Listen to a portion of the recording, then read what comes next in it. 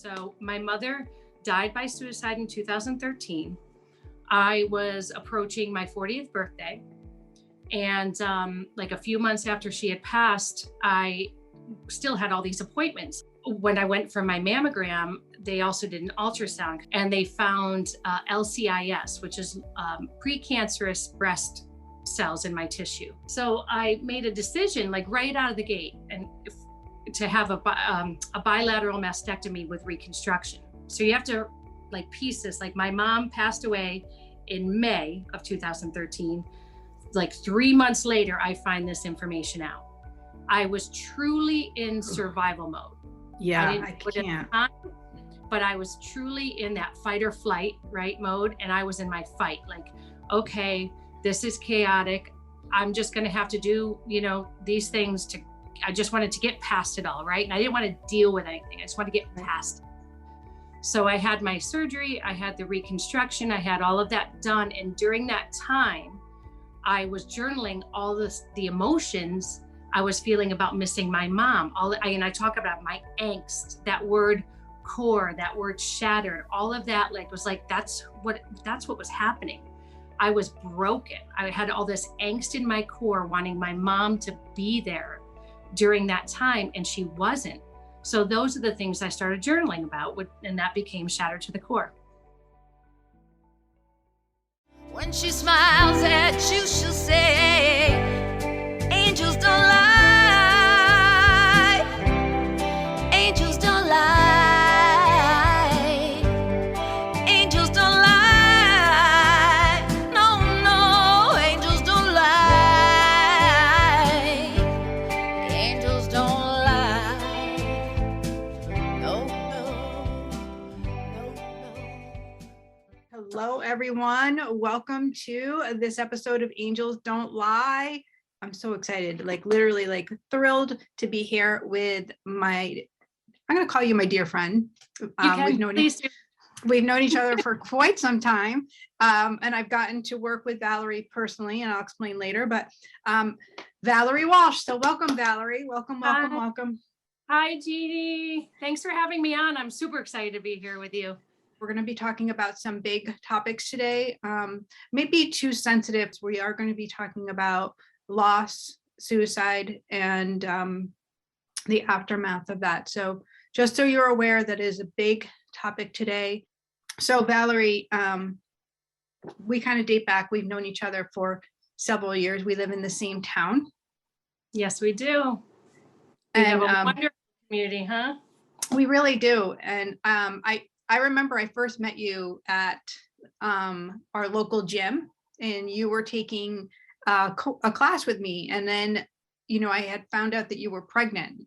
I was there that day that you announced that you were pregnant with your daughter, Bailey. Oh my gosh. I didn't realize. That's crazy. That's like almost 23 years ago then. That's it. Yep. How time flies. Yeah. So yeah, she was pretty much, both my kids were, raised in our local gym, handing out the towels to the members in the early morning classes. And yeah, that's crazy. Almost 23 years. Yeah. Yeah. I remember because we were in the back classroom. I don't know what class we were taking or anything, but you were just young and, so full of life and excited, and obviously, and I always love witnessing those type of moments when, you're sharing something intimate, because it's so amazing. Yeah. A really quick funny story with our second, when Colin was born, it took us a while to get pregnant. So, when you're trying, you buy like countless pregnancy tests. Yeah. And I remember taking one at the gym, and it was positive after like almost 4 or 5 years of trying, but I couldn't tell anybody because of course I wanted to tell my husband first. But one of our dear facilities people who's still there was cleaning the locker room. And I came out, and she didn't really speak much English at the time. Now she's come a long way. So I said, look, and I'm showing her the stick, and we both start jumping up and down. And like she said in Spanish and I said in English, we're like, oh, and I'm like, I know I can tell you because you won't tell anybody. Or at least my friends won't understand Spanish right now. That's hilarious, right? Yeah. That's so special. So you've had quite the journey, and I got to know you a little bit more intimately this February when I was away, we were in Turks and Caicos, and I brought your brand new book, Shattered to the Core, with me. And I knew you had written this book. I was so excited to hear that you were going to be vulnerable and so brave, so freaking ass brave to go to a place that most of us don't want to go, which is not only to talk about how it affected you, but like, I think you just kind of like let us see all of your insides. It's very intimate. And I don't know, I just feel like it's such an important conversation to share with others. And I think that's why you wrote it. I love this because, you and I haven't even talked about the book. Like, we're having a real authentic conversation about your thoughts on it and why I wrote it. All that is happening right now. Like, I haven't really gotten anything but a picture of you on the beach. Thanks for sending that. So many people sent a picture of Shattered to the Core. I was like, where in the world is Shattered to the Core? And many people read it on the beach. I wasn't jealous at all. So there's something really, really powerful. First of all, I wrote it as if nobody was going to read it. And I think that helped, to be honest with you. Yes, right. You know what I mean? I'm like, you know what? I can't really edit what I'm going to say about certain things, because at the time when I was writing it, I wasn't writing my memoir. I was literally just journaling stuff that I was going through. So I probably wouldn't have remembered half of the stuff that I shared, Jeannie, to be honest with you, unless I journaled. Because it was so long ago. It took 7 years for me to piece that together.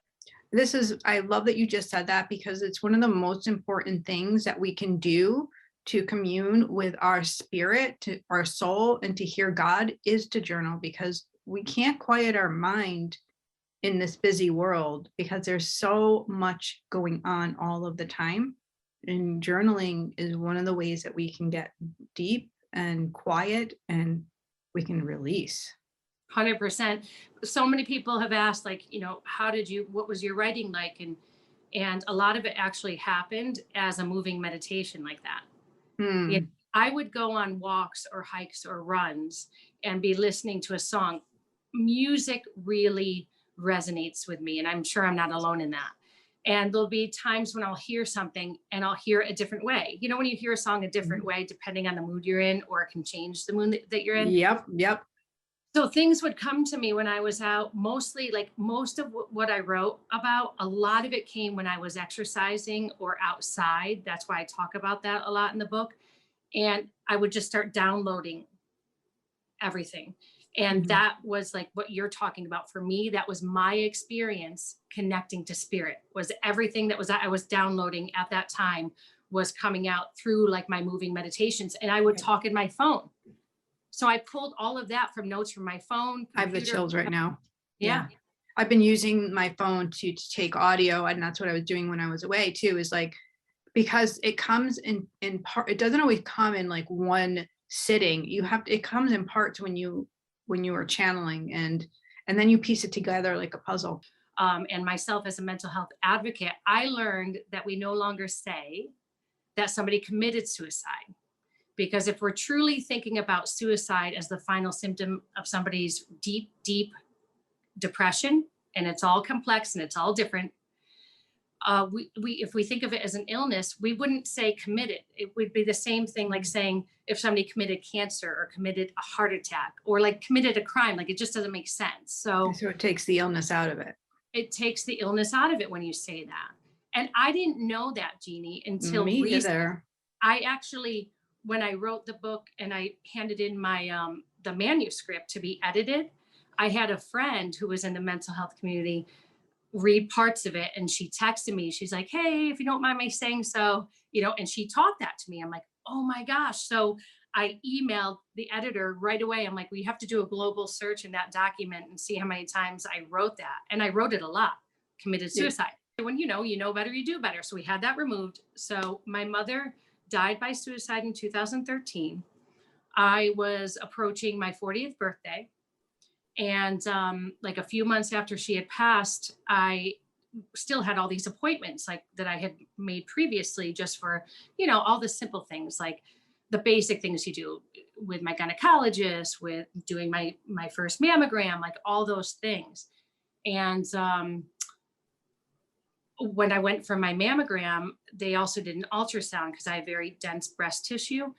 And they found LCIS, which is precancerous breast cells in my tissue. So I'm giving you a very condensed version, and I'll kind of backtrack. So I made a decision like right out of the gate, and to have a bilateral mastectomy with reconstruction. So you have to like pieces. Like my mom passed away in May of 2013. Like 3 months later, I find this information out. I was truly in survival mode. Yeah, I put it can't. on, but I was truly in that fight or flight, right, mode. And I was in my fight, like, okay, this is chaotic. I'm just going to have to do, these things I just wanted to get past it all, right? And I didn't want to deal with anything. I just wanted to get past it. So I had my surgery, I had the reconstruction, I had all of that done. And during that time, I was journaling all the emotions I was feeling about missing my mom. And I talk about my angst, that word core, that word shattered, all of that, that's what was happening. I was broken. I had all this angst in my core, wanting my mom to be there during that time, and she wasn't. So those are the things I started journaling about, and that became Shattered to the Core.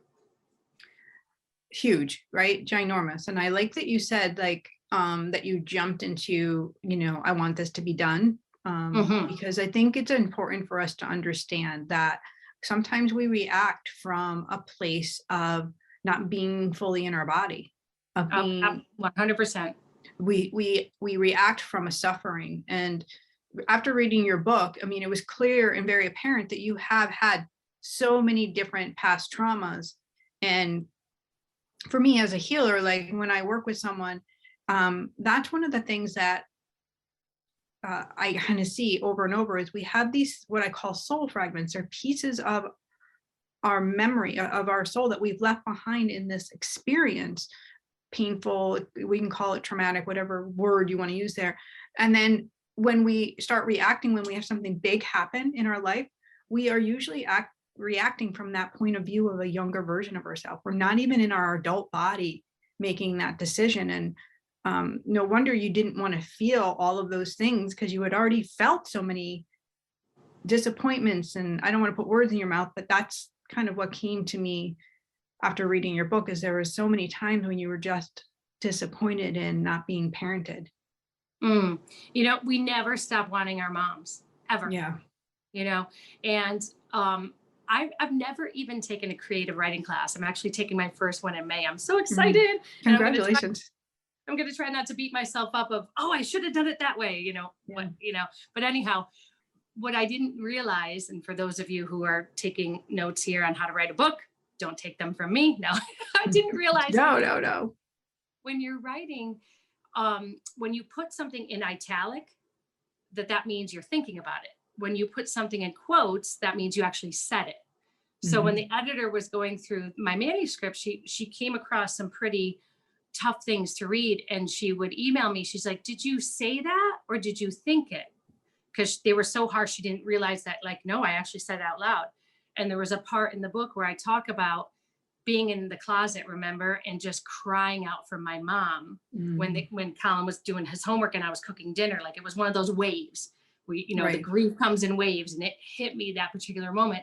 And that really was how it happened. And I journaled that moment right then and there, because I knew that I had to get it out.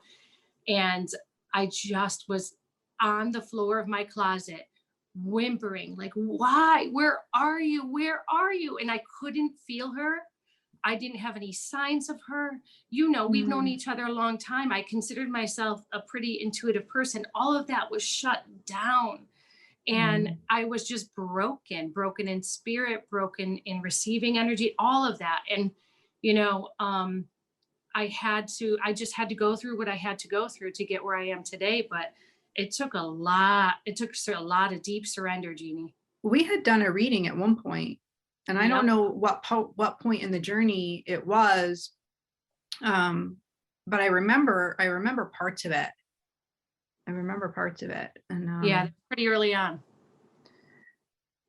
Yeah, and talk about like a lot going on. I mean, then, in your book you were sharing even like when people have their opinions about your decision making, about what you're going to do with your body, and that kind of backstory, which is really painful when you're a sensitive soul and you feel those words in your body. It's like it's so painful, right? Because then you're not even able to just be and navigate what you're going through. Now you're thinking, well, how is this? Now I have to defend who I am, or I have to explain who I am. And that's another painful experience, and another kind of remembrance of our past trauma too, right? Yeah. It's that like there were just layers and layers and layers. But, Yeah. One of the lessons I learned and I wrote about was the lesson of comparison. Yes. And I did a lot of that. And I truly believe like most people, like, their intentions were good when they talked to me. They didn't mean to hurt me with their words. They just didn't know. Like, you don't know what to say sometimes. And it's an awkward thing. When So you don't know, people- you don't know. You don't know. And so people like humor is one of my, go-tos to break the ice as a defense mechanism, all that stuff. And, the insensitive comments of, oh, at least you get a good pair of boobs out of it, like I really, truly don't think that was ever to hurt me. And neither did they probably know how vulnerable I was at the time, because, I was putting on a pretty brave face. Right. And then I would go and hide in my office or go home, and I would have such anxiety and shame over, all of these things. Like, why can't you just, like, I would say to myself, like, why can't you just, be grateful that it's not cancer?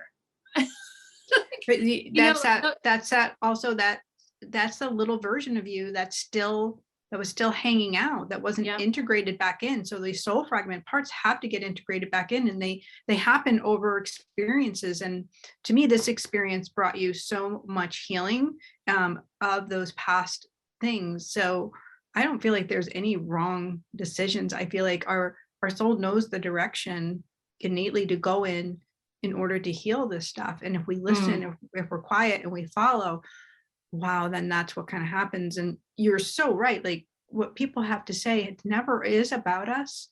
But if you're reacting from the point of pain, from something that you're triggered from, of course you're reacting from a younger version that isn't in a mature state, that isn't in a calm, balanced, maybe you want to go check yourself before you wreck yourself, or even to receive it on a level of love, like, in a joke or whatever. Yeah. Yeah. And there's two ways. So I kind of wrote about, for people that are reading it, I've gotten a lot of feedback from men and husbands and brothers, and, just on the subject of breast cancer, or, preventative or not, going through a mastectomy, some helpful words you could say to a loved one. Right. I love that, because that too, right? Yeah. And when you have the knowledge, then, like you said, you can do better. Like and I think this is why books are so important, because they teach. And when you get intimate with someone in the pages, you get to see, like, oh, that's a really beautiful way. And this is what God has intended for us. He's intended for us to love each other so much that we share, so we can support someone going through something similar in some way, shape, or form. Absolutely. Yeah. I'm not monitoring this, Jeannie, but we have some people watching.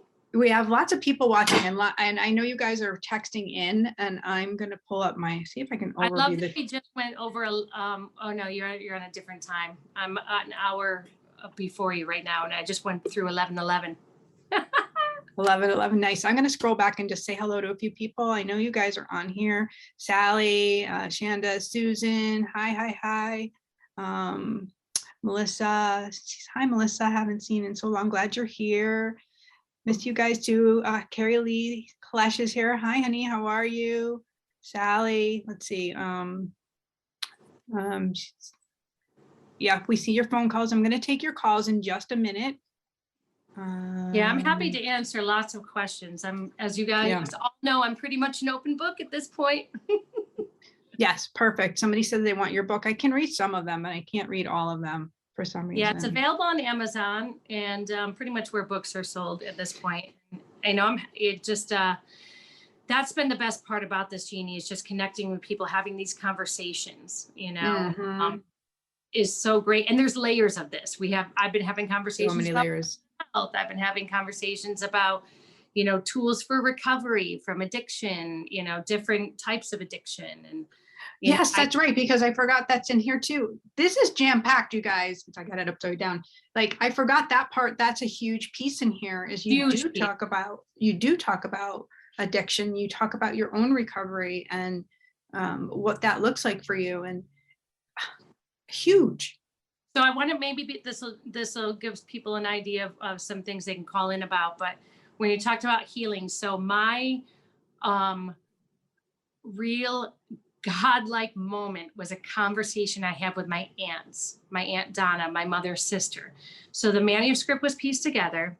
It was out. The only person that had a copy of it was my line editor, Elizabeth Copps. She's an awesome lady, and she lives out in Colorado. Love her.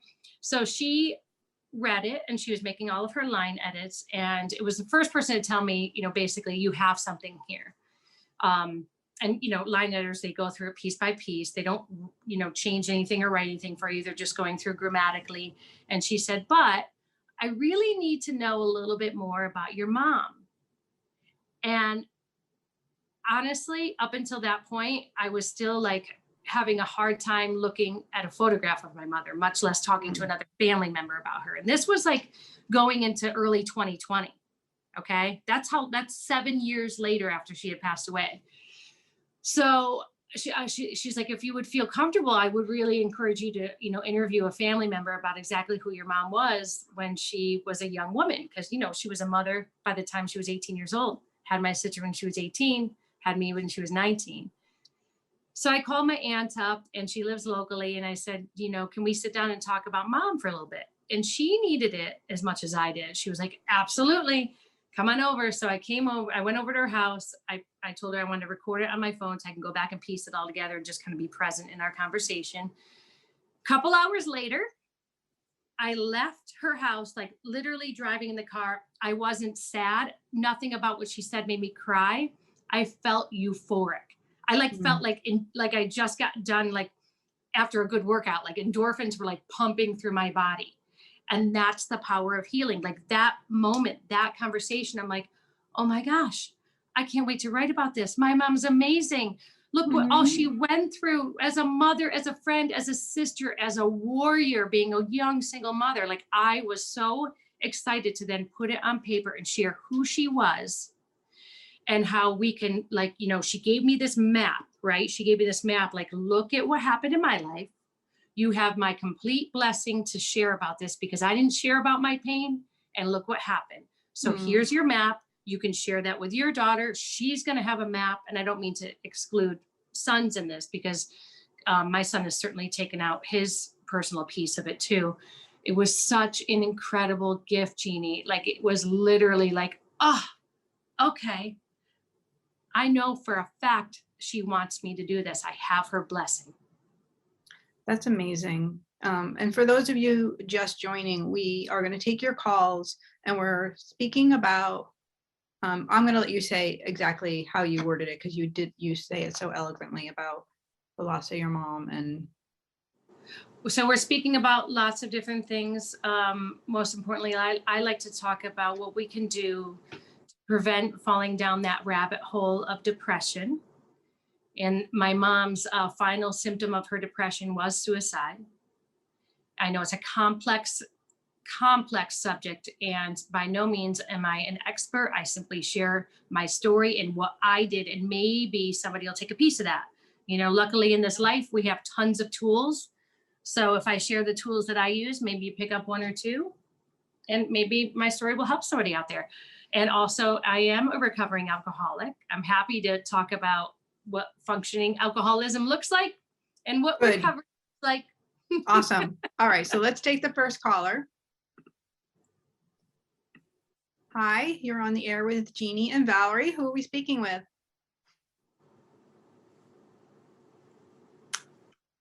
Can you hear us?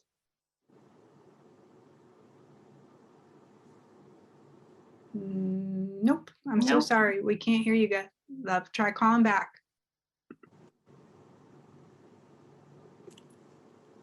Okay.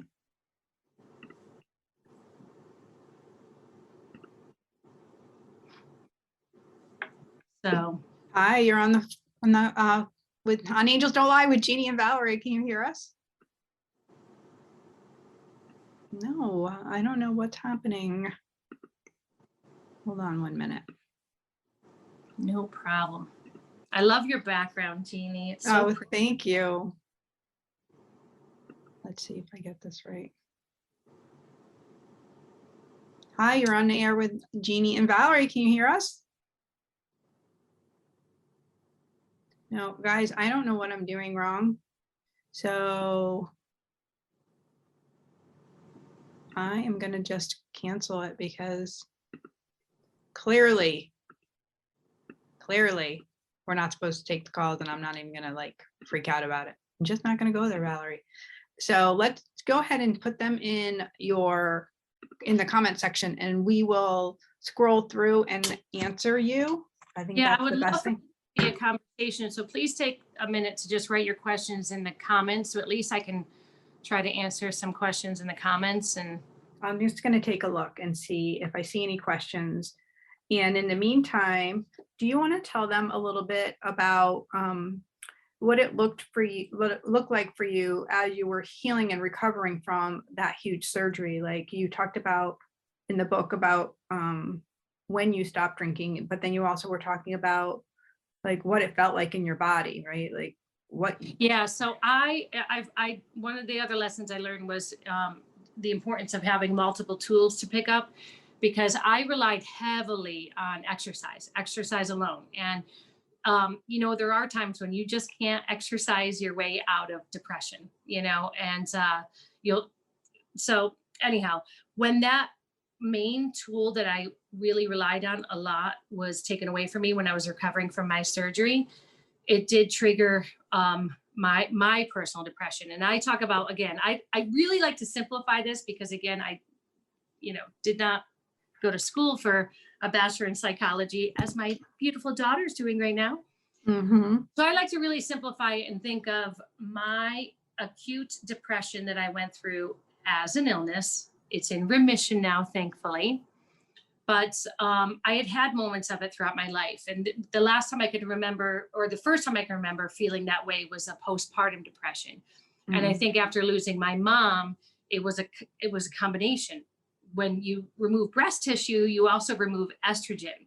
So I think I was having a hormonal reaction, I was having a situational reaction, and it triggered depression. So I couldn't exercise. So all of these things were kind of building up. And over time, what happened was when everything was kind of settling down and I could go back to exercise, it wasn't working. Like I still needed more help. So, so for me, what it looked like for the recovery, what happened was, let me back up a little bit, because sobriety plays a huge part of this. It was another tool that I needed to pick up. I needed to become sober. I am a functioning alcoholic. So I would explain that. So I'm a highly functioning alcoholic, meaning you probably didn't even know that I had a problem with alcohol. Most people in my life didn't know that I had a problem with alcohol because I didn't drink often. But when I did, I liked to basically get drunk. I drank to get drunk. I could not safely drink. Like something in my brain after taking that first drink is like, this is what it feels like to feel calm. Right. I want more of that, right? So, but it wasn't that bad because I could still go to work. I could still be a mom. I could still, be a coach. I could be all these things for other people. And and I could go long periods from abstaining from alcohol. So I abstained from alcohol when the kids were little. I abstained from alcohol when I went through my health scare, when my daughter went through her health scare. Like there were periods of time where I linked years of abstaining from alcohol together. And I was even not drinking when I lost my mom. Then in 2015, another awful thing happened, which I won't even get into. But I was like, you know what? what am I doing? Like, why am I being so hard on myself? Like, screw that. Like, life's too short. Like, I just started lying to myself, whatever I had to say to like make it okay for me to pick up a beer again, right? And so as soon as I started drinking again in 2015, I had 2 very hard years. And they say that like alcoholism is a progressive disease. So for Mhm. those of you who know somebody who's battling addiction or have been through it, themselves can would probably relate to this. Like the next time that I picked up, it was the worst 2 years. Like it got worse because I wasn't healed, because I had all these traumatic things happen. My reaction to alcohol changed. My physical reaction to alcohol changed. Mm. So it was no longer fun. Those people that were around me when I was drinking during that time and I'd catch a buzz or, maybe be drunk. I was having conversations that nobody wanted to hear at a party. Like, oh, let's talk about, how you lost your mom, or let's talk about what it's like to raise, teenagers. Like Right. I would just go to a very dark place. And then lastly, what happened was I started noticing when I'd wake up, not only was I hungover, but I was anxious a lot. So it was triggering this anxiety. It was Yeah, triggering this. I want to ask them, like, you guys are getting this? Like, is anybody else like feeling this? Like you have any of the same things? Like, I think I went through a season of this, quite a while back when I was drinking all of the time. And then waking up and being like, I feel awful. And just, Mhm. yeah. Yeah, and I would wake up like in a cold sweat. I would wake up Mm. like routinely, like in this anxious state. And I like to really say that, for those people that have certain mental illnesses like, anxiety or depression, it's not who we are, it's just sometimes how we feel. And I didn't want to feel that Right. anymore. I just didn't want to feel that anymore. And I'm like, God, like something's got to change. Like, your mom handed you this map, Valerie. Why do you continue to go down the same road she is? She told you, like, if you go down this road to the left, I'm Mhm. telling you, there's potholes here. It's a really bumpy road. Like, but there's like, try that road to the right. It's a smoother, newly paved road. You can make it your own journey. Like, please do that. Like, it was like, hello, why would I not do that? So Right. it was like the last piece of the puzzle. And people ask me that all the time. Like, what do you think came first, your depression or your alcoholism? I'm like, I don't know. Like, Yeah, it's like, that's which a comes question. first, the chicken or Right. the egg? Well, you Right. can't have one without the other. So, Like, it was all part of me, but it wasn't who I was. So right. something had to change. So everything I've ever done in my life that I've been good at, I've done because I've linked myself up with like-minded people that that inspired me. So I Right. knew that I needed to join a program, and I'm very discreet about what that program is, but I'm pretty sure you guys are pretty smart and can pick up on it. I needed to be accountable to other alcoholics. Right. I needed to be accountable just the same way as I was in my fitness and my physical fitness. My spiritual fitness needed that accountability. So when I linked up with a group of people who were in recovery, I got better. And it was through that power of surrender. We say that, like, power of surrender, that I had to learn about. And I don't mean just surrendering alcohol. I mean surrendering my control over people, places, and things. Yes. So I just do want to say, guys, I see you're putting in that the phone line is down. You're right. The phone line is not working at all. So we took it down. If you have a question, you can put it in the comment section. I'm sorry about that. Clearly, God is just giving us a little leeway just to have a good conversation here. So you can lean in, and there's nothing I can do about that phone line not working. So sorry. Yeah, maybe hold on to your write them in the comments, but maybe hold on to those questions and maybe we'll do a follow-up one. Yeah, definitely. And then we can try that out. I love that you are sharing like those pieces of you. And my feeling, like, it is who I am. I get this feeling all around you, you taking on this next phase of your life. It feels really amazing. Like, with the writing and with kind of going in places that you didn't even think. I feel like they're leading you to even more, I want to say, yumminess and more high vibration things. Does it make sense? Totally. Yeah. Are those the And nudges, the nudges you've been getting too? totally, like even in my professional life, like I'll work Mhm. hard, and every job is going to have its roses and thorns, but I'll work hard, but I know, like, I've learned to ask specifically for what I want, pray for specifically for what I want, but Right. be willing to accept God's will. Oh, you know yes.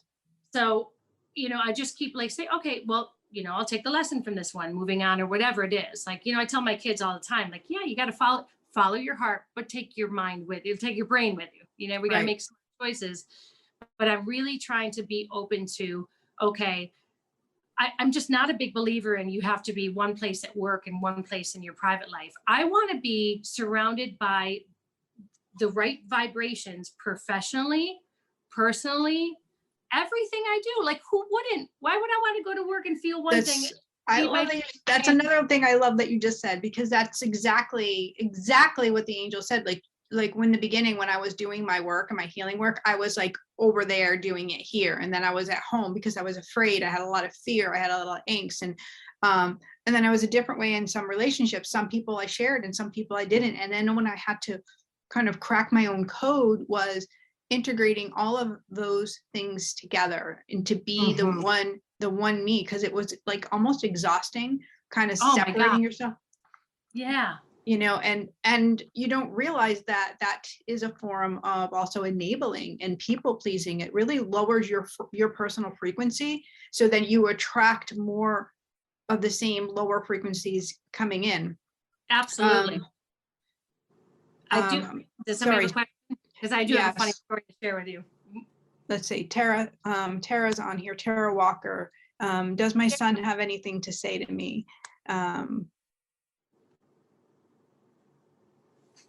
Okay.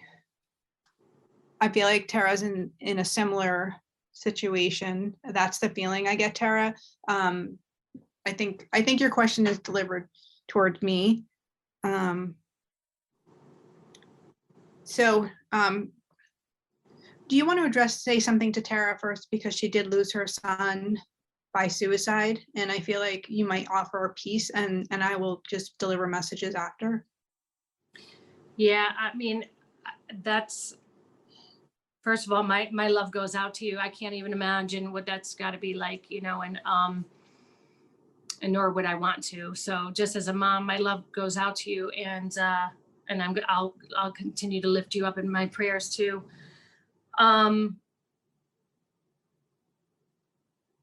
Jeannie, that's a hard one. I mean, it's just such a hard one. I did say something the other day, where people will say to you, time heals all wounds.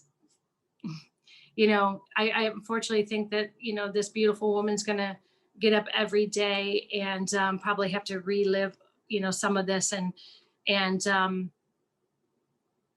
and do it with people that love you. Just do it with people Yeah. that will surround you and love you, and take it literally second by second.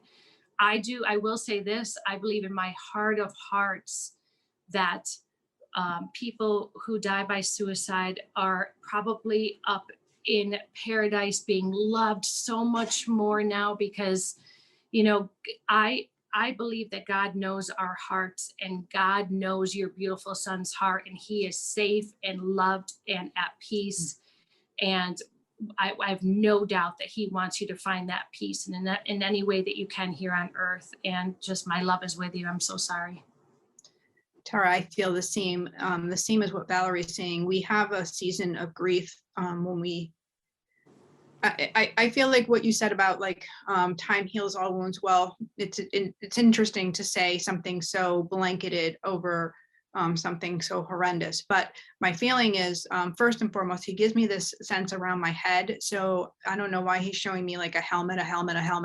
And he definitely is in heaven. He's showing me like this beautiful scene, but he's talking about a desert, and he's showing me the desert. I don't know what this means for you or for him. And I want to circle back to grief, because he's bringing this in. He said, the grief is like a journey through a desert. It is through hard times, and, sometimes searching for water and being really like angst and alone. And he said, but then there are people that support you and lift you. So the healing, he said, is going to take over time, and grief is our personal journey. It's how we're going to go through it, but we all are going to experience some form of grief in our life, and some people's just seems so much bigger. But then they crack open like Valerie, and they share their stories, and they share their wounds, and they share all of their love to remind us to be lifted. I'm getting so emotional right now. So this is what he's feeling for me. He's like very emotional. He's all like welled up in tears. He's telling me how much he loves you. He's also like, he's claiming responsibility in a way where it's so soft and it's so sweet about him. He's such a gentle soul, but I do feel like he was really misunderstood, and he was misguided in his energy. So he could feel energy, so he would go in places that weren't him. So he said, this is why I was reactive in ways that wasn't like me, and I would say things that weren't me, that didn't sound like me. He said, because I would feel them from someone else and I would take them on as myself. He said it was like I was impersonating myself. I didn't know where I started and where the other person ended. He is just showering with you love and signs, and he's saying, my mom sees me, she talks to me, she knows I'm right there. He says it's really important for you to have support like Valerie, support like understanding that your grief isn't supposed to box you in, it's supposed to crack you open in a way that you bloom. That's what he's saying. Yeah. And please don't isolate. I don't know you. I don't know how you cope. So I don't want to assume anything. I will just share with you that that's what my mother did. And that is a very, very dangerous thing to do. So please. She's saying she doesn't have support. She doesn't. So, yeah. So please allow yourself to, is she local, Jeannie? I don't think so, Tara, and I isolate, she says. So look, you're here right now. This is you breaking out. This is you coming forward. And I think your beautiful friend, Melissa, is who tagged you so you would come today. And know that that's God's way of leading you here, leading you to love. And look, I will say also, look on Facebook. So baby steps to finding connections, right? I actually really like social media for the positives it can bring, and it can keep you connected. So baby steps toward maybe reaching out to a group for parents who have lost a child to suicide. And yes. I'm probably pretty certain that those groups do exist, because it's awful. I mean, I can think of two locally. That's why I asked if you were local. Two local mothers in our community that I know that's how they lost their child. And I have no doubt that social media probably has a support group like that. So isn't that what you shared really that in the book about one when you went through your mastectomy, right? Yeah. You shared that you found a group, and that's really how you found more information. Yeah, that's where I started. So I started with my subject matter. So start with your subject matter, because you're going to be able to ask questions that, people will be able to share in their pain, but also they're going to be able to share in the tools that are helping them to move through this. You're not going to get over it. I understand that, but you're going to be able to move through. I have no doubt that you will. God put you in our, conversation today for a reason. There's a reason, right? So that you're talking with us today. And thank you so much for sharing and being vulnerable to post that question. So Tara, that makes sense of what he was showing me around the head. And Melissa, you're right. He is sending so much love, and that about how he hurt her, but like also just know how he is healed. He stands really confidently in his body, Tara. The way he's standing, he couldn't stand during his time here. I believe the soul knows when they are just so off the path, and returning home, returning to that space where he was going to receive unconditional love. That was his choice in healing. That's the best way I can describe that. And that's what that is. It's a healing. When we die, we heal completely 100% from our fears, from our addictions, from our shame, from our traumas, from everything that we pick up in this life. And that's our journey here, is to go through these ebbs and flows of highs and lows and yumminess and whatever. It's just our journey. he knows that love. He knows you're with him and he's with you. So I do hope that you can find some help. And listen, you guys, I know Valerie puts it in her book. She shares that there's support in many different forms out there to receive love, to receive even just like this community, Facebook private groups, and there are organizations on the outside. Google's a beautiful thing. Mm-hmm. Yep. Yes. Absolutely. Oh. So, wow, huge, huge, huge, huge. Tara, I do hope that served you, my love, and we'll be holding you in our thoughts and our prayers.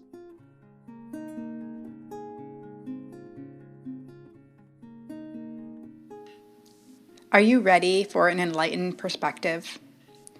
Do you want reassurance, answers, and closure? During your medium reading, God will guide me to support you in healing grief, feelings of loss, and sadness. Receiving messages from your departed loved ones provide you with the blessings of love, light, and the ability to move forward. These are conversations with heaven. Through my God-based medium readings, I channel divine love, angelic tones, and spirit to aid your healing and release from emotional pain. During your 60 or 30-minute reading, I will work with spirit to bring personal and validating messages from your departed loved ones and your angels. This guidance will support and empower you to make positive changes that you can move forward in your life living as your highest soul self. Book your session today at GenieStreet.com.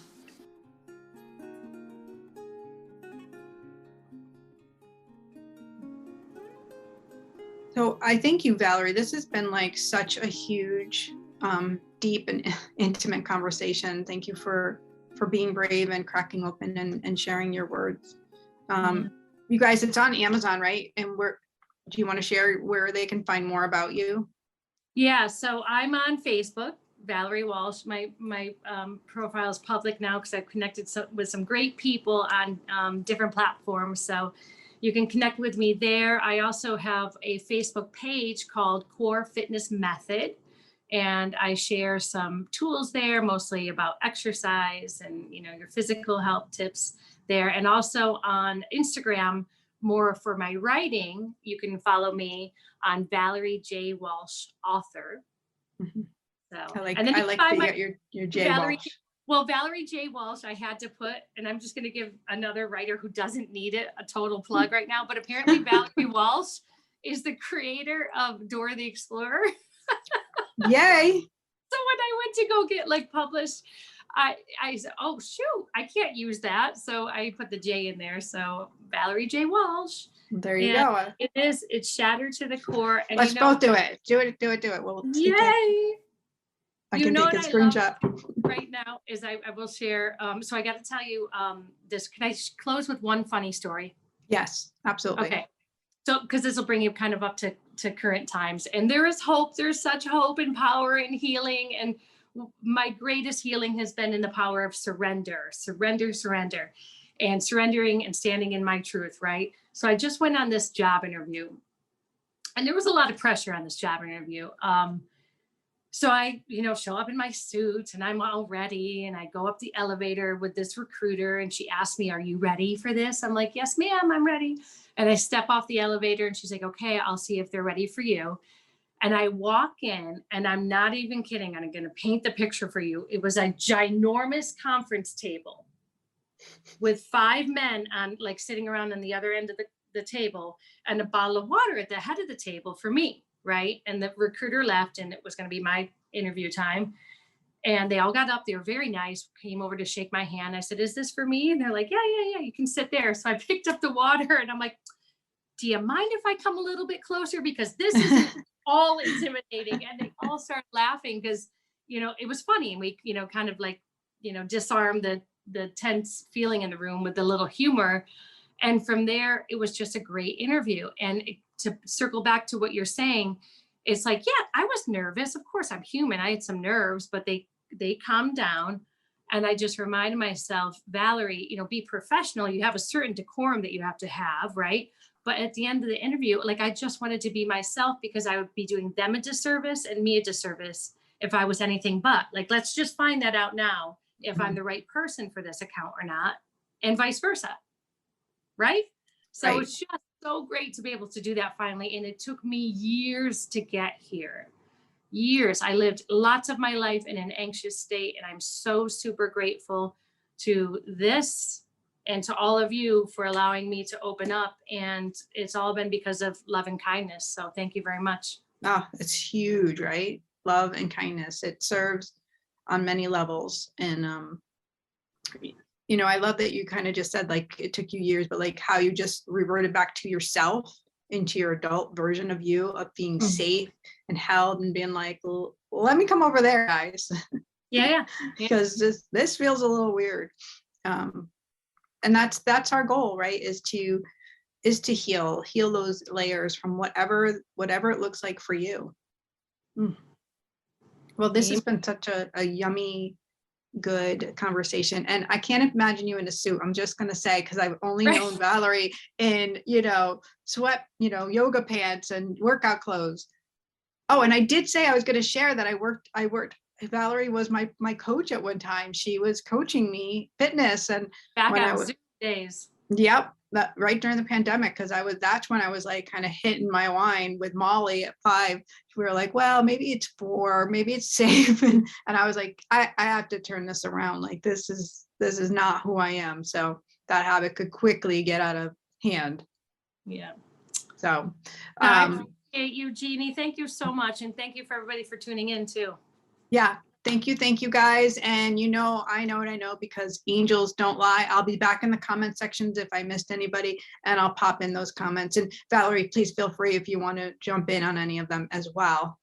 Okay, will do. I'll check them out. Thank you all so much. I'm sending all the love right back at you. All right, guys, we'll see you later.